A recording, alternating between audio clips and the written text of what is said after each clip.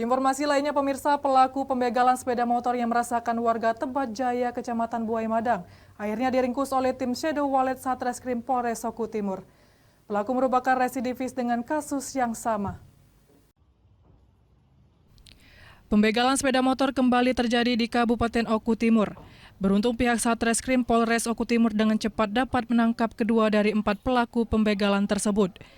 Pelaku bernama Hengki Bambang Irawan serta rekannya Chandra Saputra telah diringkus oleh tim Shadow Wallet Satreskrim Polres Oku Timur di kediaman pelaku di Desa Kurungan Nyawa, Kecamatan Buai Madang. Sebelumnya, kedua pelaku yang telah diringkus beserta 2 rekan lainnya yang masih dalam pengejaran telah melancarkan aksinya di Desa Tebet Jaya, Kecamatan Buai Madang, Kabupaten Oku Timur dengan menghadang serta merampas kunci kendaraan korbannya. Korban yang ketakutan memilih untuk meninggalkan kendaraan dan mengamankan diri dengan cara berlari menuju kediamannya.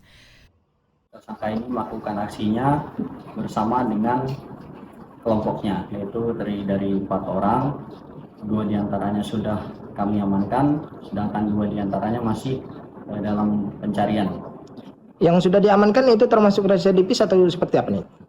Untuk yang sudah diamankan yaitu pertama residivis yang ditangkap oleh Polsek Buai Madang, dan yang kami amankan ini juga residivis. Pihak Satreskrim Polres Oku Timur masih akan terus memburu 2 pelaku lainnya yang saat ini masih berkeliaran.